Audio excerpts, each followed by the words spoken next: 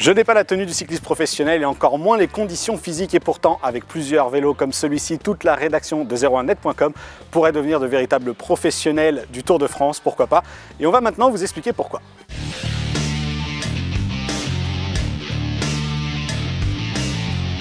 Effectivement, ce vélo, il a l'air tout à fait classique, impossible d'être interpellé par une quelconque modification et pourtant la magie se cache dans les détails, à commencer par ce qui se passe ici dans cette gourde. Eh bien, on va retrouver un interrupteur, un câble de recharge. Pourquoi faire? Eh bien, tout simplement pour refaire le plein d'une batterie 6 ampères-heure intégrée ici dans cette gourde justement, qui alimente, elle, un moteur ici présent dans le cadre. Alors effectivement, l'assemblage est complètement discret puisque tout est à l'intérieur, on ne voit rien et pourtant il entraîne bien ce pédalier ici Shimano Ultegra et on le voit sur la route, et bien tout simplement, ça pédale tout seul.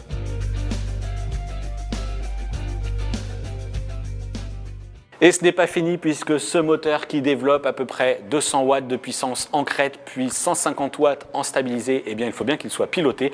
Et par quoi ça passe? Un système électronique intégré ici dans la selle, tout simplement une espèce de console de gestion qui va intervenir avec d'autres éléments.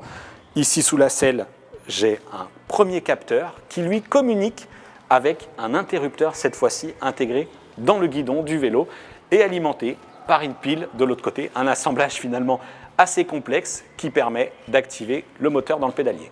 Ça, c'était pour l'installation des différents composants qui sont reliés au moteur. Mais alors dans les faits, comment ça fonctionne?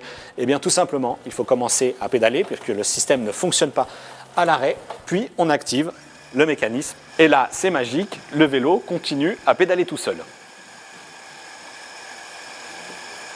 Voilà donc sur cette démonstration où la roue arrière ne touche même pas le sol et où il n'y a pas de poids sur le vélo, eh bien c'est assez impressionnant, ça tourne très vite, mais une fois que tout sera au sol, eh bien c'est un peu moins impressionnant. Effectivement, regardez un petit peu les images lorsque l'on active le système et que l'on est sur le vélo, on a mesuré une vitesse moyenne d'à peu près 15 à 18 km/h en fonction du relief de la route, de votre poids aussi, ça ira plus ou moins vite. Mais l'intérêt de ce moteur électrique, il est évident, indiscutable, surtout si comme moi vous n'êtes pas un très grand sportif, vous pourrez gravir n'importe quelle côte en jouant avec les vitesses et ce moteur, tout simplement pour une raison assez simple, eh bien c'est qu'une fois que le moteur est activé, il n'est pas question ici de vitesse de pointe. Le moteur, lui, applique une cadence, c'est-à-dire que en fonction de la vitesse que vous adopterez au niveau des pédales, lui conservera cette vitesse et vous gravirez donc la côte toujours avec cette assistance sans aucun mal ou presque, puisqu'il faudra quand même l'aider, ce moteur électrique. Et ce qui est encore plus bluffant, eh bien c'est lorsqu'on circule sur une route complètement plate où on arrive très facilement à faire entre 25 et 30 km/h de moyenne,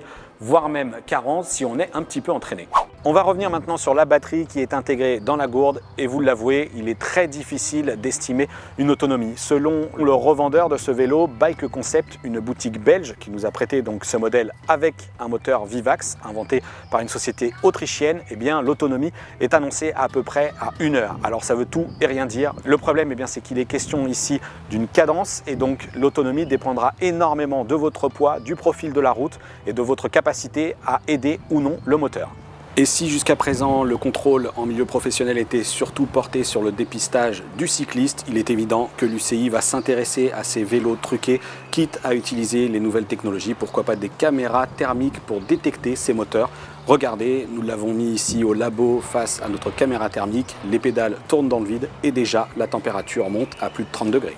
Parmi les évolutions qui sont étudiées pour ce vélo, eh bien, ce serait par exemple la capacité de changer directement la gourde qui intègre la batterie. Là, elle est fixée. Pour la recharger, il faut utiliser un câble externe, une prise secteur. Imaginez un petit peu s'il suffisait d'emboîter une nouvelle gourde. Mais pour vous offrir un tel système Vivax, il faudra compter à peu près 3 000 à 3 500 € si jamais vous voulez faire équiper un vélo que vous avez déjà.